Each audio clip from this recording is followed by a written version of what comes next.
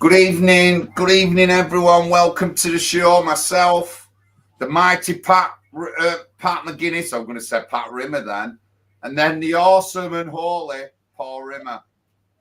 Paul McGinnis. Talk about the elections a bit, but let's just forget all that. Let's just play a little video. You've all seen it, but this is what our elections have ended up. We will not be silent. We will raise the voice of Gaza. We will raise the voice of Palestine. Allahu Akbar! Allahu Akbar! We will not be silent. We will raise the voice of Gaza. We will raise the voice of Palestine. Allahu Akbar! So you all seen that, got a council seat under the Green Party, which they were obviously using as a tool to get elected. And then he said that. Now, I mean, if like a UKIP had an election and they got that, and then let's say a UKIP person, a white UKIP person stood up and said, England for the English. Imagine the outcry and uproar. The Green Party have released a statement saying they don't take kindly to the looking into it. What do you mean they're looking into it? What do you mean they're looking into it? That guy should be struck off, but political correctness rules even more in the Green Party because they're that kind of party. These are the people who are out there supporting. There's people in the Green Party who are LGBT. They're out there supporting Palestine, even though they'd be the first off the buildings in Palestine. You couldn't make it up. And I just want to say about people in Oldham, if you look at the thumbnail to this this video, this stream, everyone's seen it. 2/3, we didn't vote because it won't make a difference. And that is white people. That is white people, guys. It's not, there is Jamaicans in it, Caribbeans, but it is majority white. And that's how dumbed down our people are. And I'll talk about it a bit more, but we know this because of what happened in London. Pat, how many people did not vote in London? 60% of the electorate didn't vote. So what happened was, can you hear me? Yeah, loud and clear. Yeah, so what happened was under 20%, under 20% of the electorate who voted, which was about 2.5 million people, 20% of that won the election, and they've done that the last 2 elections before that as well. And this is happening all over the country in local elections. There's a minority of hardcore leftist woke. You know, there's a few moderate Muslims in there as well. But I spoke to a few Muslims and they didn't vote for Khan. You know, they got a solid base. They're all on the postal vote, all these people. So what they do is they just before the election they go around, knock on. They got their list who's on the postal vote. They go knock on their door. You put your vote in. Make sure they vote. There's like so many people who just didn't vote. They just can't be bothered to go down to the polling station. And this is why it is imperative that we get people on the postal votes who support us. So yeah, it's and I did hear one story actually. I was in a petrol station. There was two Uber, you know, mini cabs, both like weren't indigenous British.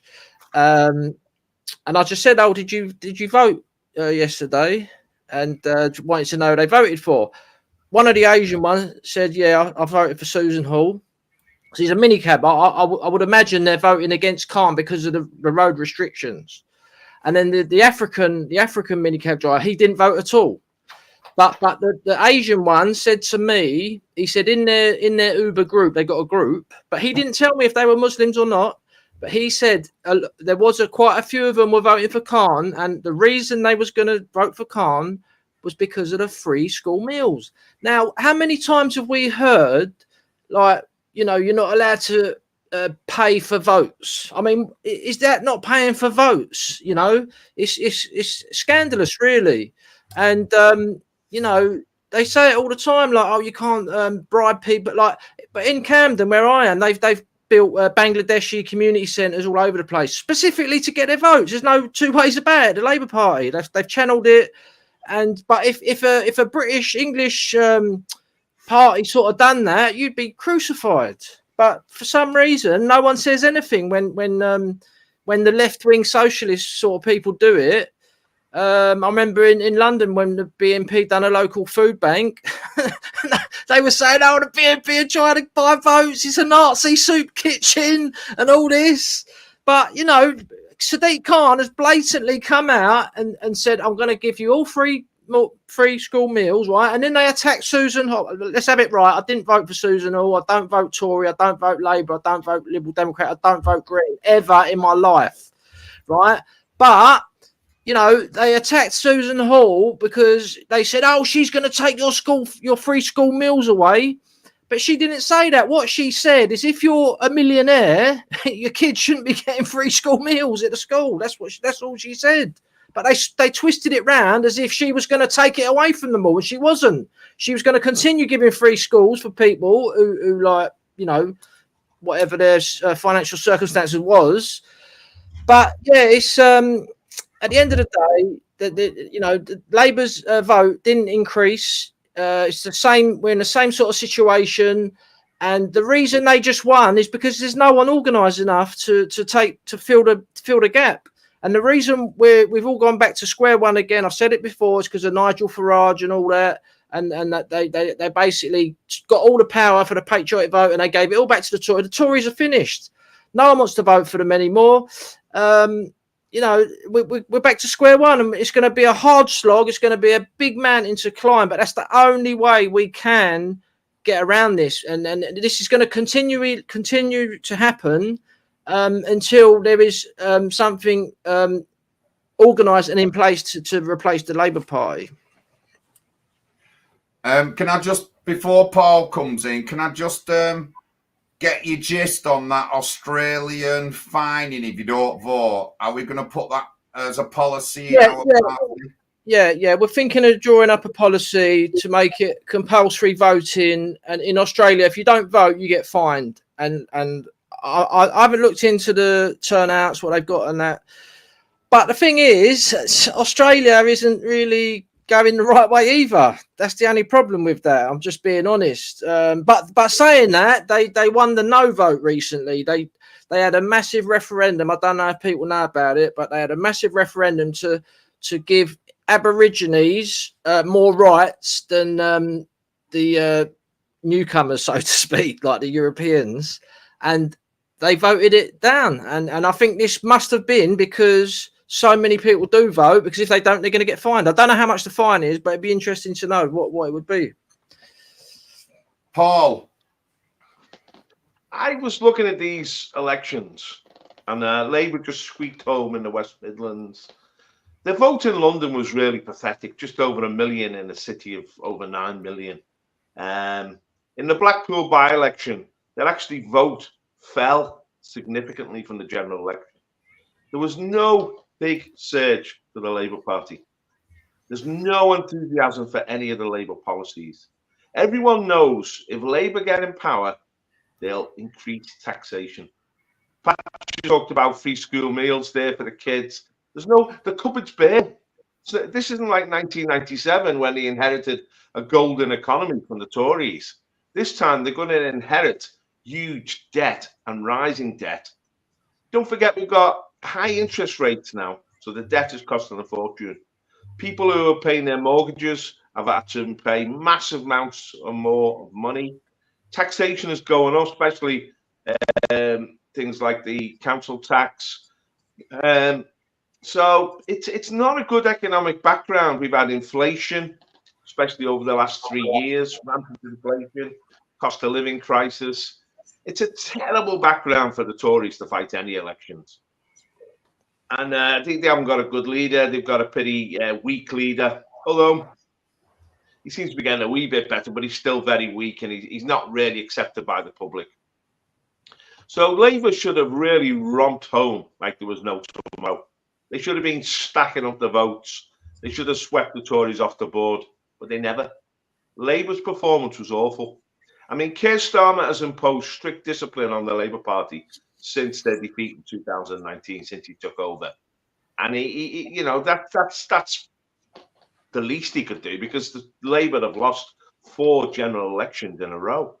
But I just think out there, and I talk to a lot of people in Liverpool, there's just apathy. People are just not interested. They're not participating in the political process.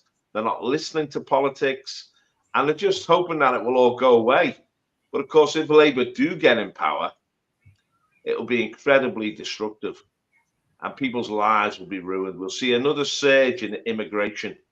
I mean, Labour's answer to this boat problem coming over the channel is simply to bring them in on trains. It'll be like, if Labour get in power, it will just be a constant influx of immigration to another level. Blair increased immigration in this country from 50,000 per annum to 500,000 per annum, tenfold. If Keir Starmer gets in, he'll double immigration again to be 2 million a year. There'll be no limits. But we haven't got the housing anymore. We haven't got the social infrastructure to cope anymore. We haven't got the welfare state. We haven't got the money in the bank. We're bankrupt. So the idea that Labour can come in and do a spending spree, free school meals for kids, expanded social services, wage increases in the NHS, more schools, more this, more that, the money's not there. It's just ridiculous. So, I mean, what you're going to get with Labour is more immigration, more taxes, and more wars. Keir Starmer, he was the man who gave the green light for the genocide in the Gaza. He was behind it 100%. He's a global Zionist par excellence. I've got no fear of these Muslims, because they've got no real power, the Muslims. They might shout Allah Akbar, they might win a few local elections, but they've got no real power. The real power is at the top of the Labour Party, and it's in the deep state. And that's totally geared to the globalist Zionist project of war, war, war. And I think we're on it now. People better wake up to this. We're on the crest of all-out war in Eastern Europe. David Cameron has given the Ukrainians weaponry to attack Russia itself. And Russia has said, if this British weaponry starts smashing into our cities, we're going to retaliate. And Russia now are having regular nuclear drills. They're rolling out their nuclear missiles. They're getting their nuclear subs all souped up to attack British cities. And people are thinking, oh, this isn't real. It's like some sort of sci-fi movie, but it's about to get very real if we don't pull back from the nonsense that's happening in Eastern Europe. But Keir Starmer, being an arch-Zionist, and this is in one sense why I'm even support these Muslims, because they are exposing him for what he is. He is an enemy of Britain. He doesn't serve the British people. He serves the international Zionist elite. And he will put that into full effect if he gets power. Now, if he does get power, we're going to need a party, an organization to effectively oppose him. We know the Tories won't be that organization. We know Reform are impotent, you know. They give hope not hate, yes and no over every candidate. They want to conform to the globalist Zionist elite. That's what Reform want to do. So they're not a radical party. They're not going to challenge the powers that be. We're going to need another party. Like when the BNP emerged in 2001 after the election in Oldham, where they did well, and then they did well in local elections in 2002. And they emerged and put a spike in the wheel of New Labour and stopped the New Labour bandwagon. It was the BNP that stopped it. UKIP took, were given rocket fuel by the BNP, but it was the BNP who changed the whole political narrative to expose New Labour. We're going to need a political party on the radical right to expose the next Labour government. And that's where the likes of the National Housing Party UK come in. But also, I was looking at other results. The British Democrats did reasonably well. There are a whole string of small, independent, patriotic parties. Now, in 1967, they all coalesced, these small patriotic parties, to form the National Front. And the National Front became a force in British politics. And in 1976, what the BNP did to the Blair government put the spike in the wheel. The National Front did that to the Wilson-Callaghan government and spiked that Labour government, which led to Margaret Thatcher in 79. just as the BNP led to Nigel Farage in the Brexit vote. You need a radical right to change the language, change the debate, change the politics. And this is why small parties like the National Housing Party UK, like the British Democrats, like Homeland are so important, because they can actually crystallise and become real opposition, the only real opposition in the country. Now, George Galloway, all these like Muslims who are in the Green Party or stood as independents or stood for the Workers' Party are really all George Galloway acolytes. And he's built up a force there. He's built up a force which terrifies the Labour Party. As Pat said, the Labour Party are finished because, given an open goal, they actually hit the post in reality. Now, the Tories have got nothing to offer except their history and their organisation. The Tories were always known as the party of power. The Conservatives were only interested in being the party of government, of controlling the national resources, of controlling the state. But the Tory party seemed to have lost this will to power, this instinct to drive, to acquire power and to use power. I mean, they've been in power for 14 years now. People forget that. I mean, New Labour, Blair Brown was only in power for 13 years between 97 and 2010. This Tory government has been in power for 14 years. That's longer than Blair Brown. It's a long slog. I mean, because Thatcher Major were in for so long, they were in for effectively 18 years. We've got used to these long periods of one-party government, but it's been unusual historically in Britain to have this. But it's still all to play for, I think, because although the Labour Party, again, it's receiving all these accolades and people are saying, oh, they've done well, they've won this, they've won that, the actual vote was very poor. It's only apathy. I mean, Pat, you said 30% turnout has now become the norm. And if the Tories did one thing, if they abolished the postal vote, the Labour vote would collapse. Labour's success is entirely dependent on this postal vote military operation that they have. Anyone who's given a postal vote by Labour receives a telephone call if they haven't voted. Why haven't you voted? Do you want us to come and collect the postal vote? It's the manipulation of the democratic process. It's all legit, but it's not. It means those who have a postal vote, their vote's going to count because they're going to make sure they vote. The people who go to the polling booths, the polling stations, they're like, yeah, I can't be bothered. So their vote is a lot weaker. So Labour has got their constituency to vote on the postal ballots. And this is manipulating the democracy in this country. I mean, the Tories brought in ID at the polling booths. Why did they get rid of the postal vote? All they had to do is go back to the status quo ante, where you only got a postal vote if you were sick or you were old and you couldn't make it to the polling station. Now anyone can get a postal vote. And any political party that wants to win an election has to have its main supporters on the postal vote. And the Labour Party have made this the core of their strategy. And that's the only reason why they win the elections. Nobody is enthused about Keir Starmer. He's just like a block of concrete. He's so boring. He has nothing to offer. And we know all he's going to do is make everything worse. So there's everything to play for. These elections are very bizarre. But what's happening politically in Britain now, it's like everything's been, we're still recovering from COVID. The momentum is still not there. And we need to really come alive again to the issues because, as I say, there's a third world war on the way. John? Thank you, Paul. Thank you. Now, a couple of things. As you can see, the election table's up for Oldham. Now, Raj Army, a friend of ours, man and Pat, who we know on social media, he was doing a review of who to vote for. When he come to this one, he said, she won't do nothing. She won't get nothing. This is a woman who's got over 500 votes. This is her 5th year in running in elections. She's due a seat soon. And he told everyone to vote for either Liberal Democrat or the Conservative and just skip by them, just like flick of the fist. St Mary's ward, my ward. Now, obviously, I ain't got much choice, but I went for the independent Aisha Kauser, who who is one of the breakaway Labour, but like has Gaza on a leaflet. And the thing is, 2026, I am definitely 100% got a candidate for St Mary's, and I'm going to run him in 2026.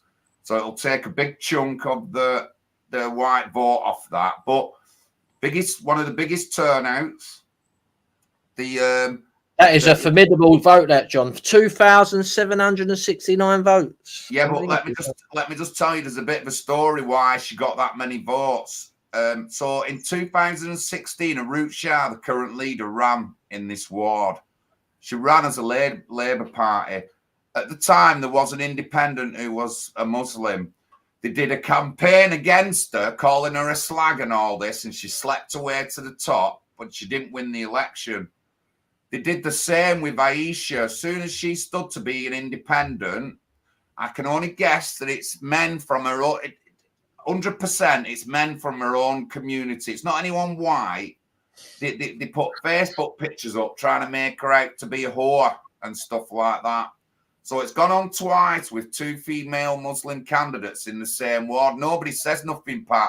This is Pakistani politics brought into Oldham. That's what it is. Political correct politics. I'm sick of it. But Raja Mia's got all white people voting for independence. So we've got 16 now. And every one of them has Gaza on the leaflets. All they're going to be bothered about when they get into the council is calling for a ceasefire. You've got to do this. You've got to do this, pressure in the council. Did Raj stand, John? Pardon? Did Raj Armia stand? He's running as member of parliament in the general election. Oh, so he was worried he didn't want to get elected and then he won't be able to do that. Is that what he's? No. He's running as member of parliament against Jim McManaman. That's what he wants. Yeah. But he could have stood in this election if he wanted to. He could have done. But saying that on the day of the election, he had a court case that's been going on 3 years and it got thrown out of court. This is what the council can do to you. This is what council can do to you. And, you know, I respect him that he's stood solid and gone through all these court cases and not bent over for him and all that. But so now, anyone in Oldham, you're not going to get any new houses. You're not going to get your fly tipping sorted out. You're not going to get your cost of living down. You're not going to get the price of fuel down. Oh, wait, what else? You're not going to do any of that. And the Islamic community in Leeds have come with an 18-point plan. Have you seen it, Paul? Pat? Yeah. So they want to bring Sharia things into law, and they're putting pressure on Keir Starmer. He's got to adopt these things. Unfortunately, and I'm going to say this, you're not going to like it. White people in Oldham, you just follow the wrong person. You really do. Raj Army is not the person to follow. He has his own agenda, and he's using you lot to get on with it. I don't act like that. I don't personally attack anyone all the time, consistently, like he's done. But for him to dismiss people like Amoy Lindor, who's due to get a seat, business owner, she get a seat in the next couple of years. A daughter is on the Oldham Council Student Council. She's getting a seat in the council, but just dismissed her like she were nothing. I can't stand the guy. He's got so many ulterior motives behind what he does, and all you lapdogs in Oldham, sheep following him. It's just unbelievable. But a really good turnout, 48%. And they did. All the independents and the Labour Party went knocking on everyone's door to check that they're doing the postal vote. Luckily, I weren't in. Otherwise, there'd have been an arrest outside my door. Well, luckily, I wasn't in. If I would have answered my door and they would have said about the postal vote, I said, do you not know who I am? John Lawrence, National Housing Party. That's what I would have showed in the leaflet. Said, listen, do you really think you're going to get a vote off me? But John, the positive thing about the Oldham election is Labour lost control of the council for the first time. Yeah, but it's if when we think about it, it's going to go a lot worse, quicker now than it would have done if we'd have took our time. We've pushed ourselves to get Labour out of the, but they're not, even though they've only got 27 seats, Pat, that still gives them a lot of control, because it still gives them a lot of power and control. The Conservatives and the Lib Dems are out. I think they've got 9 or 6 now. The Independents in number 16, which is it's both white, Muslim, whatever, and so that's the second biggest group. Now, if they fall apart, the council will fall apart like the biggest crash of bricks you've ever seen in your life. Yeah, but John, it's either that or the Labour Party continues. We need to see a collapse. Pat, you're missing my point. Hold on. Let me finish. Now, the Labour Party have been losing seats on regularly over the few years. We didn't have to push it to this point. There might have been another election, but 2026 it would have definitely lost the majority, and it would have been an even push, so that when it comes to the council getting back on its feet, it'd be all right.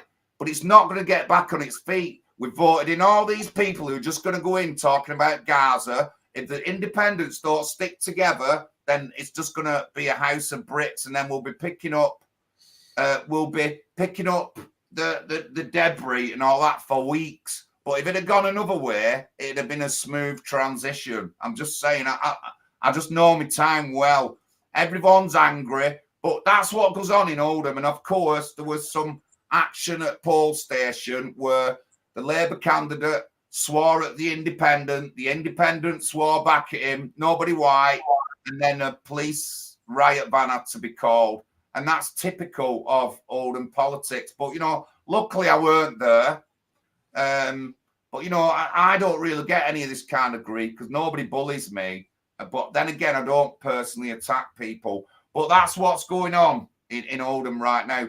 They have lost the majority. They've got 27 seats. They still hold a lot of sway.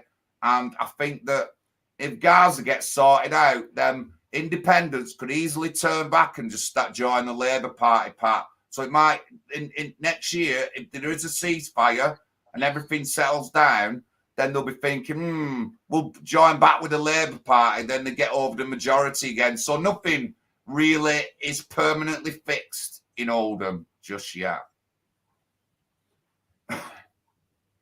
Yeah, I mean, in London, we're in the same situation. I hate to say it, but Sadiq Khan getting elected and Keir Starmer's going to be Prime Minister is going to help. It's going to help our campaigns in London.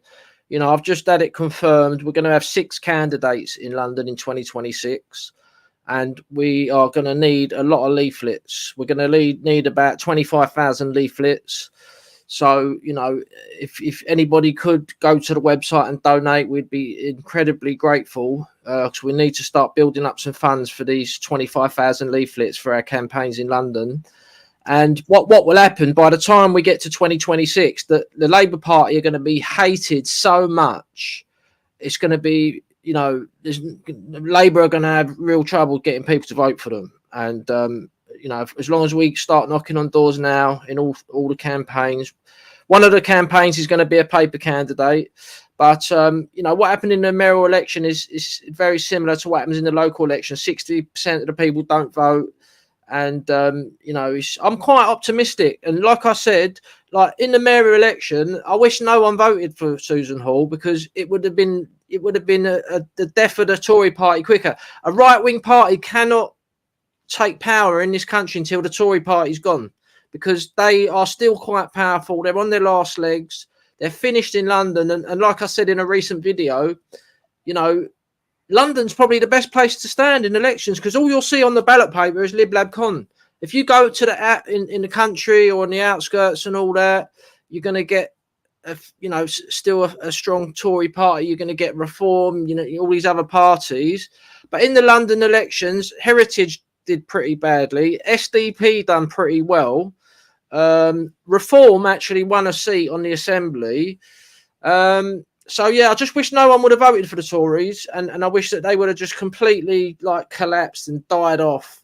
And then it won't be long until the Labour dies off. But as I said, there needs to be something to replace them, and there's nothing there at the moment. Reform, they're going to get annihilated in the general election. They're not going to win one seat, and they should be concentrating on locals. If they're serious, I find it very suspicious what they're doing. And someone explained it to me that Nigel Farage owns that party. His name is at Company's House, or owns the party. So whenever he decides to join with the Tories, he can just do it. He doesn't have to ask for a vote from the members because they haven't got a membership.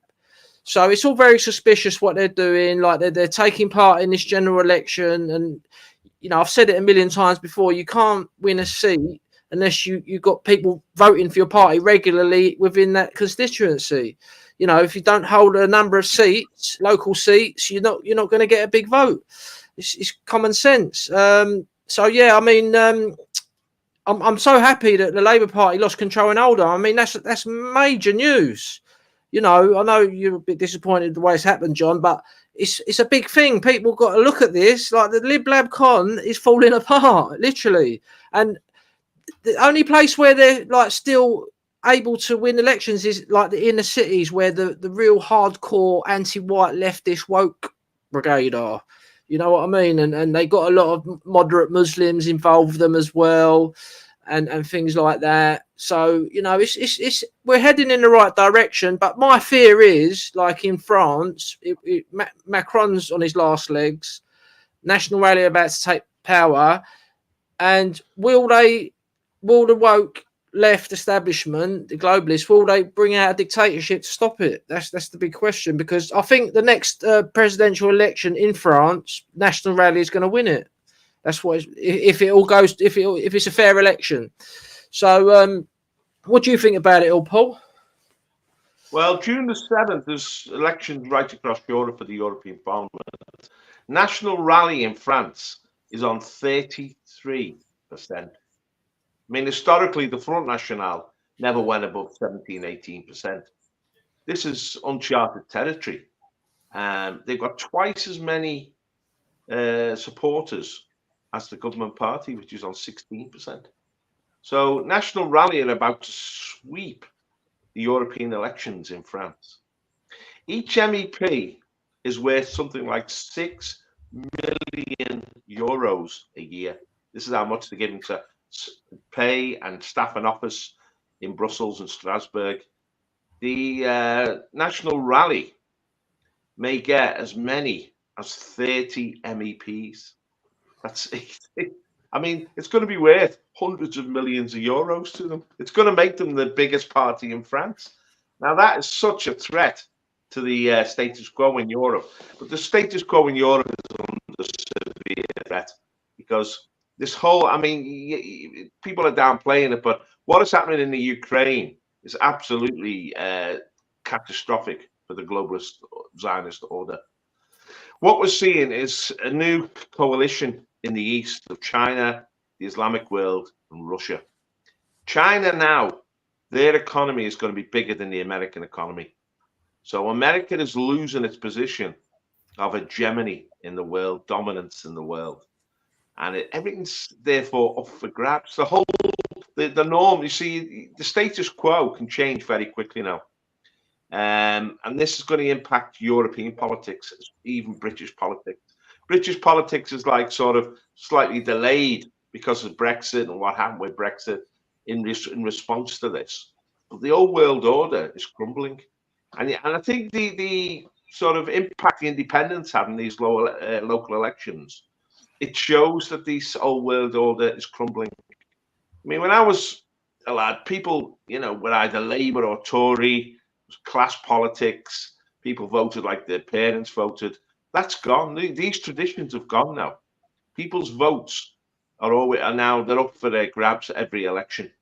And you can't, I mean, we saw the Red Wall collapse, didn't we, at the last general election? This time, we don't know what's going to happen with the Blue Wall in the south.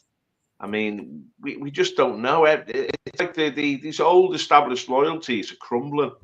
And there's going to be opportunities for new parties to emerge. It's amazing how quickly the Workers' Party and the Reform Party have emerged as national parties.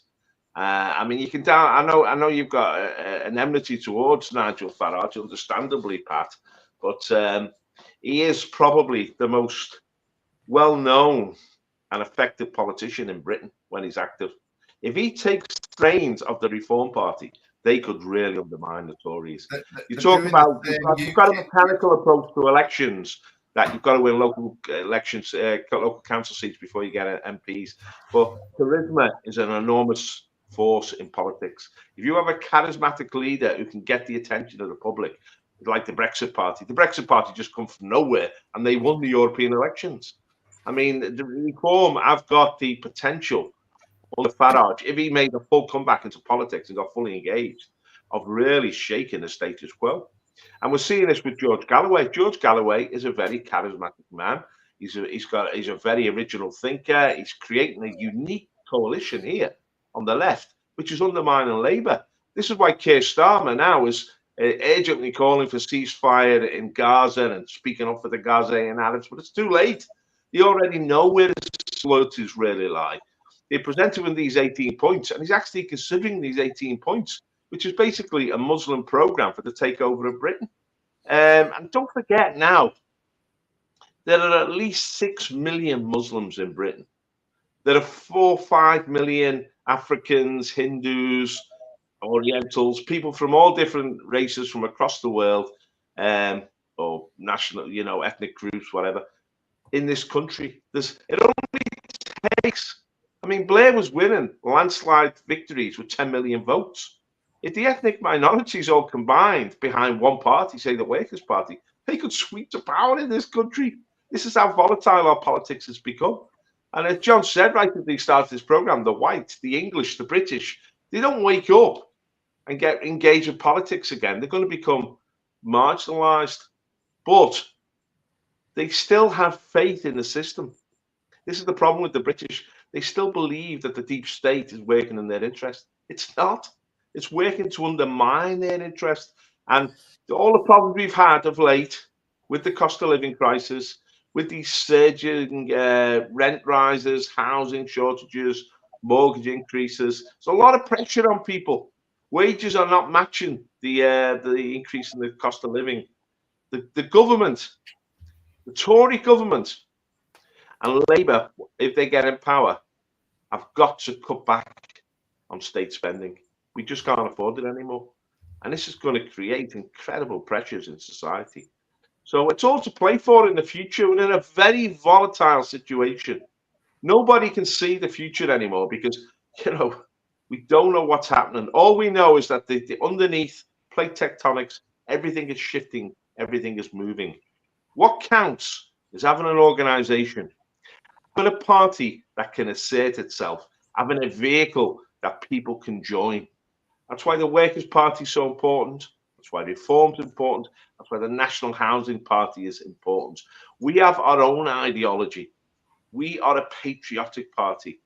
Reform, they want to fit in with the globalist Zionist elite. The Workers' Party, they want to fit in with this radical Islamic agenda. We stand up for the British. We stand up for our European Christian heritage. We are a unique party in a sense. And therefore, this vehicle has got potential to grow rapidly. Once people recognize that we are speaking the truth, we are giving the British people a chance to exist in the future, because the future is up for grabs and we've got to start fighting our corner. Even if we become a minority in this country, we've got to fight our corner or we'll disappear. And we're the fighters that people can rally behind. We're the people with the vision and with the ideas to make things happen. So the National Housing Party is going to play a big role when they start shuffling the pack in British politics. Pat?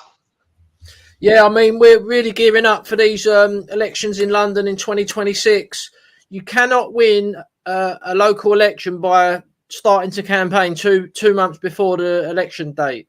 I started canvassing in my ward in September, and I stopped a few weeks before the London elections. I'm starting again next week. And we've got one ward leafleted in Sutton. We've got to get another 2 wards leafleted with a warm-up leaflet. So we're starting well ahead of time. Like I say, you can't just turn up 6 months before. You got to be knocking on doors all year round. Otherwise, you're going to get a rubbish result. It's simple as that. And I'm quite confident of the other two candidates we've got, Pauline Everest and Andrea Welsh. They're going to be good candidates. They can talk to the public. They know their stuff. And obviously my ward, I'm going to have 3 candidates in my ward. And then we've got another paper candidate in Richmond, a ward in Richmond. So, yeah, I'm really looking forward to it, because this is what, you know, we built this party for, is for local elections. That's what it's all about. I've been doing it since 2012. And my dream is to win an election one day. Maybe it'll be me. Maybe it'll be someone else in the party. I don't care who wins it, as long as we win one. But, you know, at the end of the day, everyone's got to pat themselves on the back. You know, Paul Rimmer's put a lot of time in, like 2 hours a week doing Bible study, the streams. John Lawrence, like, dedicated commitment all the way through, doing the streams every week, leading the party. All the people in the chat who donate and share our stuff on social media, everyone who's joined, all the leafleters who come out and do leafleting for us. You know, everyone should pat themselves on the back. You know, we're proper patriots, you know, and we've tried to do something for our country. There's a lot of people on Twitter who are making a lot of noise, but then none of them belong to a party. They're not doing anything. They're literally making things more difficult, in my opinion, some of the things they say, and none of them belong to a party. So, you know, you can't change anything unless you win politically. You know, we haven't got a magic wand to, like, just wave a wand and get. You got to build a party, join a party, and try and do something at the ballot box. As simple as that. I mean, it was unbelievable. The night before the London election, I was speaking to this guy, and he had a car that it wasn't ULEZ compliant, and he loved it. He loved this car. And he said, yeah, I can't drive it because of the ULEZ and that. I've got to pay bloody money to drive it. I said, well, you know, like tomorrow it might be abolished if Sadiq Khan loses. He says, really?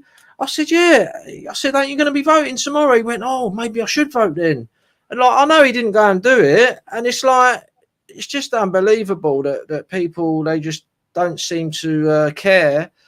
Like, you know, he had something quite significant to vote on there, and he still wasn't even going to do it. So we've got to think about this compulsory voting policy we're going to draw up. I think we should do it because, you know, there's a lot of people in London. I reckon there was enough people in London who hated Khan and they didn't bother voting against him. To be honest with you, I think more Muslims probably voted against him than bloody English did, to be honest, because I spoke to a few Muslims and they're like, nah, don't vote for him. I hate him. And so, yeah, it's all looking good for the future, you know, but we need people to join. There's a few parties on the scene, and I wish them luck as well. I just want someone to break through, and I don't like reform. I don't like Farage. He's part of the establishment. He's actually a block, in my opinion. He's more damaged than what he's doing good for the country, to be honest. Because, you know, he's like the person who told me about that he owns the rights for reform. So the reason he's not leader now is because he wants to be leader when they then rejoin with the Conservative Party, so then he can be Prime Minister for the Conservatives, because they won't let him join the way it is now. So he's deep state as well. So I don't trust that guy. I don't trust GB News. They're Zionists. They're the people who run GB News are the enemies of Britain, and Farage is in with them. And, you know, Jacob Rees-Mogg, Fabricant, all these people, Tomplinson, whatever her name is on there. It's just unbelievable, really, that GB News is seen to be like it's going to be the saviour of this country, and it's just all the Tories who have wrecked the country. Over to you, John. As you can see, the picture I've got there is Chatterton South Ward. And Andy Clare, the Reform candidate, introduced himself, and he only signed up a week before, and I think he said he got 1,000 leaflets out. That is a very good response, that. But I could see that happening because people aren't going to vote for Liberal, Democrat. They won't vote for Labour. They're not going to vote Conservative. And tell you the truth, most white people won't vote for Ali Mohammed. They just wouldn't. He's an independent, ran past couple of elections, but, you know, a good amount of votes, and there was another one in Waterhead, I think, ran or whatever. So you know, they are trying, but they're not going to do anywhere unless they get local council seats. They've got to run in the local councils. They'll not get member of parliament seats. I'm sure they won't unless they form that base. But you know, it's just ridiculous that I'm going to use this in the 2026 election. That's when I'm next running. We have a year off. So next year, next May, I'm going to do a leaflet like Pat does and then carry on knocking all the time. And I'm going to be absolutely blunt on my leaflets, what I think about people and not voting and stuff like that. You know, but I've been building up my resume just a bit different. It's not the fact that I wanted to get in. I want to learn the equity of the council. So I've been going to council meetings. No other independent has sat down with residents in the council with council chief executive talking about things. What they do, just clean up a bit of rubbish and do some. So I'm going above and beyond the call of duty. I'm doing things that the councillor does when he's elected. So I'm building it up. I have reported on rubbish and stuff. I've done all that, and but you know, I just wanted to do a bit more because I'm that kind of person. You know the independent who stood in your ward. I won't mention his name, and it might worth trying to get him on board. And then the next election, if there's 3 positions up for a vote, like you're going to be in the same sort of bracket, if you get what I mean. Maybe, but he's part of the independent group, and they're not. I don't like working with them, Pat. They're all snidey, backstabbing scumbags, if you ask me. They were the ones who were at it. John, running all in wood, yeah, you'll do well. Next minute, the fielding candidates. You know what I mean? I just can't. I didn't know he was involved with those. I thought he was completely independent. He's been put pressure on by Raja Mia's crew to run as an independent, you know, and stuff like that. And I'm just not on it, mate. But you know, I've been working on the roots of the ward. I haven't just been in the treetops, you know, floating around. I've been working on the roots, and I've been working with solid people to do with their issues within the ward. I'm jumping on board with issues other independents and other councils won't even go near, Pat. So that's my approach to it. But I'm going to do well, and I'm not going to give up with a little fling or anything. But, you know, I just hope the independents in Oldham stick together. If they don't, it's going to come down like a ton of bricks on everybody, and it's going to get a lot worse before it gets better, even though Labour have lost the majority. It is going to get a lot worse. But we're entering, John, now. We're entering a really hot political period because, as I say, in June there's elections right across Europe, which are going to change the political makeup in Europe.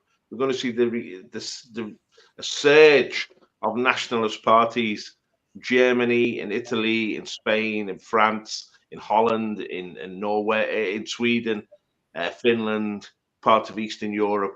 There's going to be a realignment in Europe. It's going to be much more anti-immigration, much more patriotic and nationalist. But after those June elections are out the way, we're really in the countdown to the general election in Britain.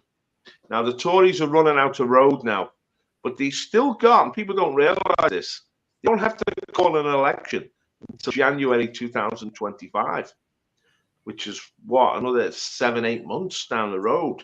So it's going to be, everyone's gearing up now for the general election. And obviously, you know, we want to be part of the debate of the future of this country.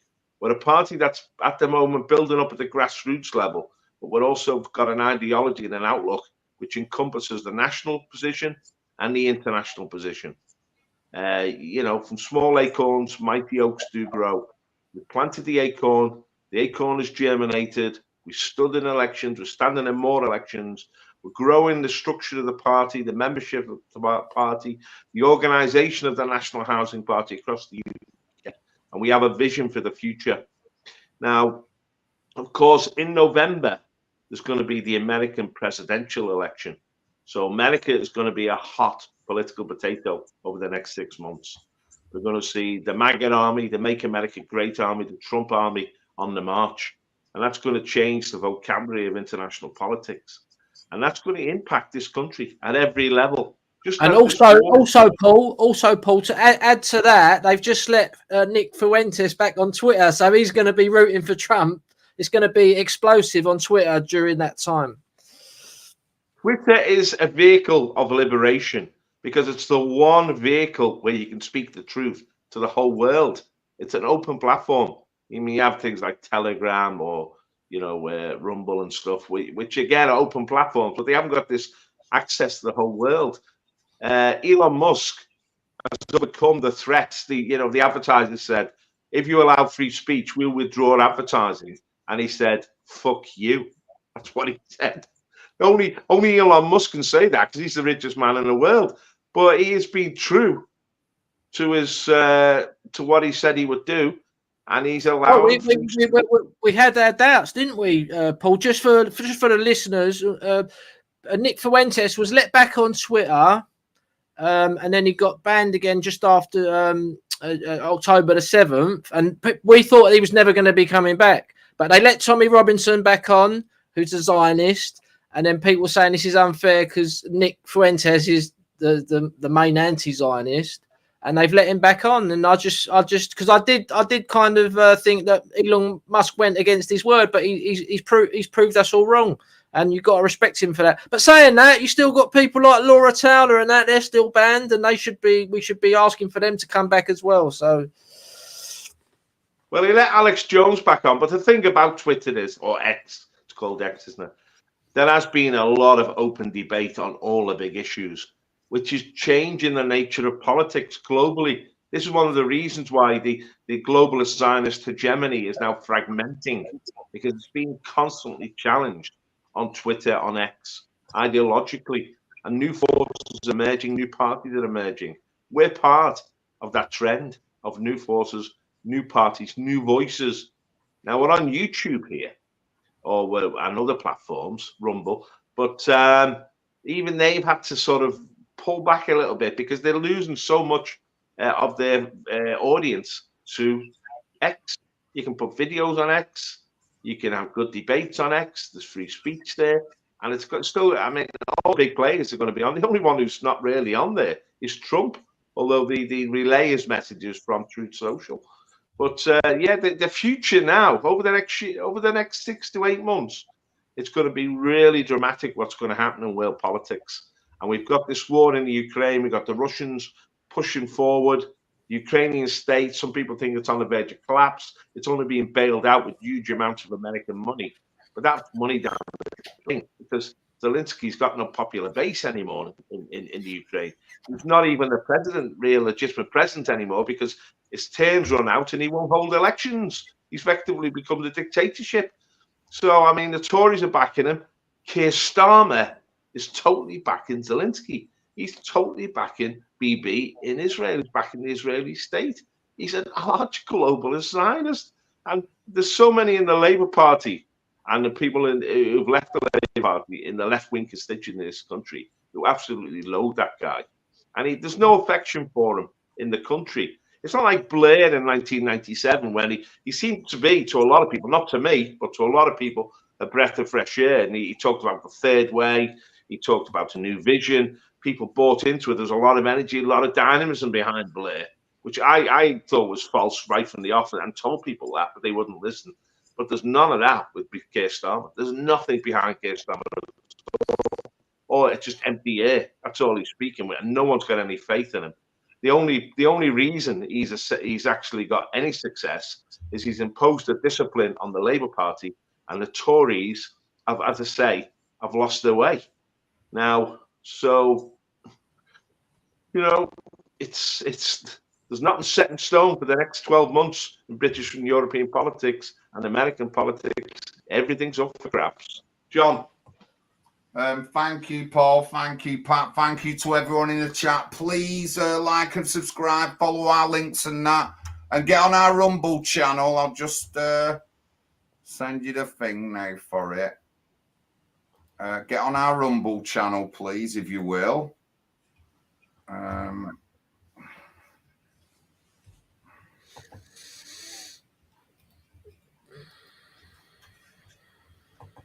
I'll just put it in the chat now. And please follow our links and all that lot. Yes, we do need donations, but it goes towards leaflets that need and stuff like that. And obviously, we will. Oh, sorry. We will obviously be using them, and we've got a lot of candidates running. This will be the most we've got running this time.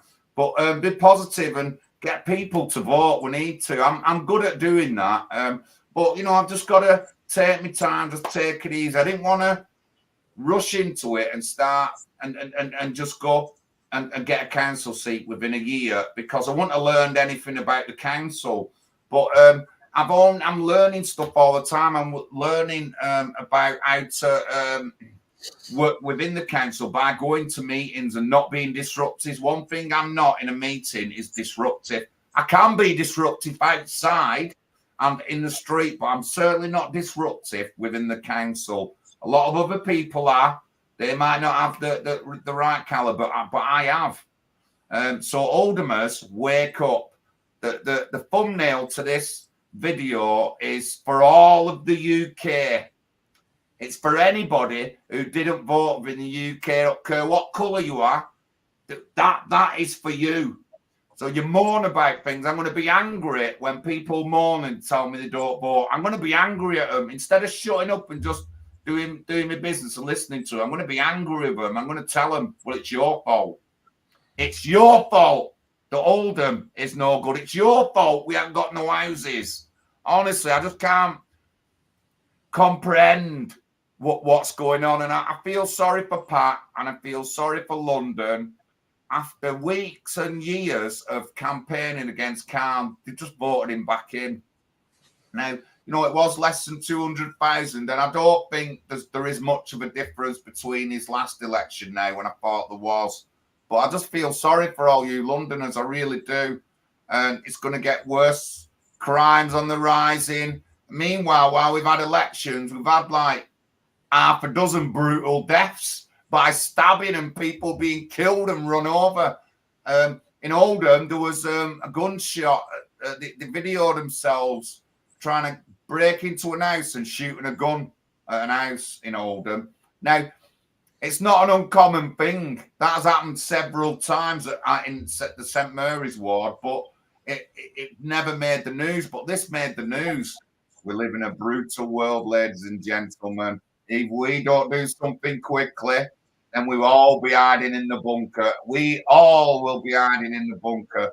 So wake up, people. Please wake up. You've got to start voting and getting involved. If you don't, then shut your mouths and go get in your roles, because nothing's going to change. I'm going to be brutal with people. Nothing is going to change unless you stand up, get above the parapet, do what we're doing, join a national party and run as a candidate. It's easy. It's easy. And the bigger we grow, the more like paper candidates we can have, because we'll have the money for them if we've got a good funding, as well as all the... So, you know, come and join the elections. It's not difficult. You know, there's rules in the election and stuff like that, and you learn them. You learn about them, but it is not difficult, guys. It really isn't. And all you need to be able to do is be able to talk to your neighbour. That's all you need to be able to do. But this is a National Housing Party. Welcome. Good evening to the stream tonight. And thank you, everyone in the chat. Don't forget, I'll be on the Late Night Veteran Show on Friday. Next week, we've got Piers Corbyn on next week. But I'll let you know. There will be an email go out to party members anyway that I'm on that stream. But please join our party. Donate. Every penny counts. Every penny counts. John, did you say Piers Morgan's going to be on this stream next week or the Veterans next week? The Veteran Show stream. We've got the Big Brother event coming up at the end of May at the camp. I'll be there for about 2 weeks. Yeah. One other thing, John. We've got a social coming up in London at the weekend. NHP UK social. It's nice to meet the members in London and stuff. So if anyone's interested in coming, email John or myself, contact the party. And if we know you, you're welcome to come. You know, Timmy, so, Timmy Bobbinson, can you email Pat, please? Timmy, email Pat for us, will you, pal? And if you're in London, come over to the meet and greet. Come on, email him. But thank you, everyone in the chat. Paul, have you any last words? Yeah, I'm just very optimistic for the future. I mean, people are sort of seem to be a bit despondent, thinking that Labour's on a roll. It's not. The future is up for grabs, and our ideas are the best ideas available. They're gaining traction across Europe, across the West. The National Housing Party has the vision for the future that this country needs. Get on board. Come to the social in London on the 11th. It's in a central location. Contact Pat, and you'll be more than welcome. And we're networking now with other small parties, patriotic parties, alternative parties, and we're building up a coalition which can impact the politics of this future, because the Lib Lab Con has had its day. It's on its last legs. It's got nothing new to offer. It's got no solutions to the problems that this country and the West faces. Pat? Yeah, just to reiterate, you don't have to be a member to come to the social in London. You don't have to be a Christian to join our party. But we do, we are Christians, some of us, and we do push Christianity because that is the solution to a healthy society. So, yeah, looking forward to seeing everyone at the social. Should be a good one. We've got another party coming as well, another couple of party, some other people. And I won't mention their names of the parties, but, you know, like Paul said, we are, you know, working with other parties, you know, because it's not easy what we're doing. You know, it's a massive task we're trying to do. And the more we can connect with like-minded people, the better. So that's my last words. Thanks for watching, everyone, guys. Don't forget, everyone, if you don't wake up, We will not be silent. We will raise the voice of Gaza. We will raise the voice of Palestine. Allahu Akbar. that's what's going to happen. Good night.